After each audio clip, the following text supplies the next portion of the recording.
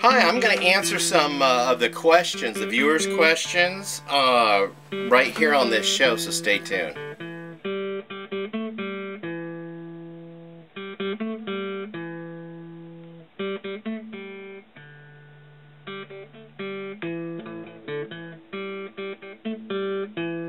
Hey, welcome back to Pine Meadows Hobby Farm. I'm your host, Jerry Hanson. I'm going to do something a little differently. I'm getting a lot of comments now because I'm having that contest. Thank you guys all for participating in this contest. So I want to try to answer some of the questions that I've been getting, and some of them I've been getting a lot of the same questions, so I figured this would be a good avenue or venue to be able to answer some of them.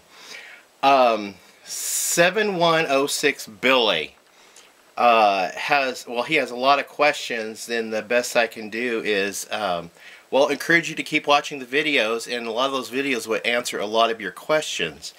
With relation to your disappointment of not getting some art, hang in there. I got some more artwork that I will be doing later this fall, and I will be giving that away, so hang in there. You might have an opportunity to win some. And a few of you commented that you watch a video, comment on it, and 2 or 3 times it doesn't show. And I think the problem is your comments aren't registering, or your view isn't registering right away, because I have a filter on my show. What I do is I preview all comments before I make them go public. So far it's been really good. A lot of the comments have been okay to be able to publish for the rest of the viewers to see. I do get comments from all over the world because of the Discovery Channel show that we're in. It's getting an audience from all over the world, so I have to be able to see what I'm getting and also interpret what I'm getting using Google Translator and stuff. That way when I publish it, I can publish the answer to it in that language, or in both languages, English and their original language. I get a few of those, but very, very few will I get. I actually will delete.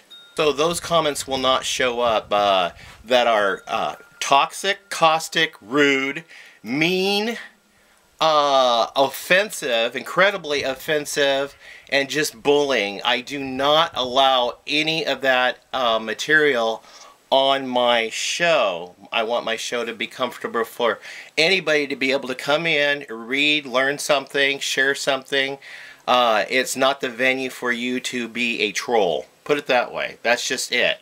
I have the right to be able to do that. Thank you, YouTube, for giving us YouTubers the right to be able to filter our commenters, because some of them are pretty wicked people. I mean, nasty people. And there's only a handful that I actually had to block, and a couple of them I literally had to report because they were in clear violation of the terms of service agreement with YouTube and Google, and I know for a fact that they literally got shut down for being violators of the terms of service. So hang in there. You only need to comment once on the video, and I can see that you watched it, you know, when you do leave those comments. So hang in there. And it's okay to leave multiple comments on the video, just so long as the comments are relevant to the show, and not just hi. That a hi does not qualify for an entry for the contest. That's in my book considered trying to cheat a little bit.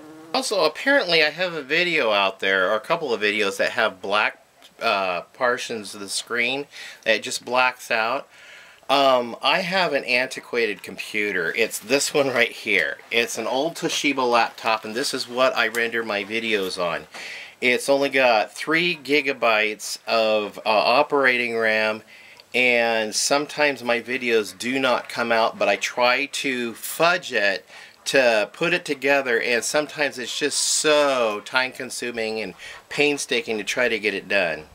But even though I am buying a video for the prize for this contest, or buying a computer laptop computer for the prize for this contest, I'm also buying me a new laptop for my show to be able to render these videos and not have to contend with these blackout spots. So it's okay to fast forward through the blackout spots.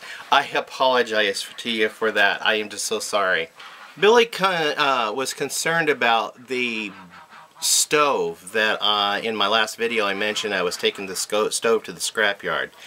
Well, Billy, the stove really needs to go to the scrapyard. It's not even good for a paperweight, and I would not bless it to any family who would need it, because if I couldn't use it, somebody else couldn't use it. So it is junk, and here's why. The door is completely rusted and fell off because the hinges were rusted and broke. There is no glass in it, and it's so far rusted it's bad. And it's a mobile home style stove. It was left out in the weather when I bought the property. It came with the original dwelling that was on the property that the squatters had come in and completely destroyed. So the stove is no good. It's only good for weight in the truck to be able to add to the material that I'm going to be taking to the scrapyard. That's it. That's all it's good for. But thank you for the suggestion anyway. Cheryl Potter, you said you still see me using the electric drill. On occasion I do use it, but I don't use it that often. I actually have to go down and try to buy me a new one, because that one was used. I got it from an estate cleanup and it was used in Olin. It barely works. I had to borrow the cord for my router to be able to use on the drill in order for it to work. But that drill was all that I had to be able to work with when the one big project is the Bunny Bungalow, when I worked on that. So I used the drill on that. Down East Waves, you commented with a question. You remembered Yule Gibbons. I do too. Back when I was in high school. Did I ever eat a pine tree? No, not the whole tree. I did make some pine needle tea. The new sprigs growth of the pine needle is high in vitamin C. It gets a zesty lemony flavor, so you can pluck it and sprinkle it on your salad and add some vitamins to your salad. It's really good. And also the inside the bark, that is edible as well. The pitch of the pine tree is also an antiseptic for if you cut yourself or puncture yourself in the forest. You can grab some pine sap and put it on the wound, and it'll kill any bacteria or microbes that are on there. 7106 Billy asks, I got scrubs on, didn't I say? I worked in the medical field. What do I do? Yes, I just did a transition. I've been working for the last 13 and a half years as a certified nurse's aide. Before that, I was, well, like my show said, I was unemployed and homeless for a while. And then I got skills in the medical profession and became a phlebotomist. I got skills as a phlebotomist, certified nurse's aide, and monitor rhythms tech. And then I worked for the last 14 years as a certified nurse's aide. 2 months ago, I just recently transitioned into another position at the hospital, which is much gentler on my body, because CNA work is really, really tough. There is, I'm learning how to work smarter, not harder, and that is monitor rhythms tech. I sit and watch and interpret EKG, electrocardiograms, on patients who have remote telemetry devices connected to them, so I'm able to see what their malfunction is and get them help in the event that they need help immediately. If you understand cardiac rhythms, you have the little line that goes across the screen and the different waves in the line. You've got the P wave, the QRS complex, the T wave, and sometimes a U wave. So in essence, I have a job where I'm minding my P's and Q's. Another viewer asks, have I ever wondered how all these fires get started? Well, I don't need to wonder, because I get video on exactly how they start, at least in our neck of the woods, and it's lightning storms. In the summer months, we will have a lightning storm come through, and with this last batch of lightning-caused fires, you could see the pattern of fires as the storm moved in a specific direction across the state, and it left a path of wildfires in basically a straight line going across the state. Yeah, and as far as those big wildfires here in Oregon, that's how they got caused. With the exception of the last one that we actually evacuated from, they say it was man-caused, man-made. Yes, indeed it was, but one of the neighbors who was eyewitness said it was the power lines that caused that fire. And apparently the power lines have been causing a lot of fires down in California as well.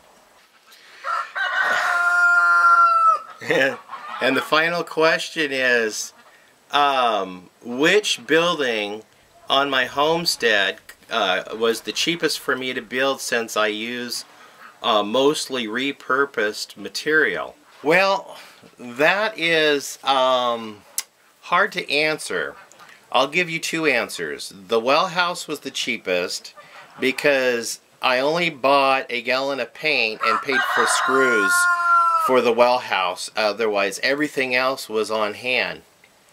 But cheaper than the well house, I would have to say the new barn. The old barn cost me approximately $120 to build, and that was investment in paint and screws as well, but I used all repurposed material that I had given to me over a period of time.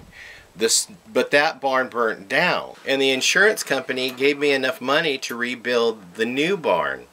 And so that's why the new barn, it was considered costing less than the well house, because it didn't, well, I guess it would cost me money out of pocket because I'm paying the premiums for the fire insurance. But I don't know. That's debatable. Oh no, it would be the Quack Shack. Quack Shack didn't cost me a cent because I already had the screws and I already had the leftover paint on hand. So the Quack Shack was totally free. That was the cheapest building I built. Well, I want to thank you for joining me on the back porch swing and listening to some of the answers to your comments that you have given me on this nice end of summer sunny afternoon. Hey, I was able to do some beekeeping today. Check out that video.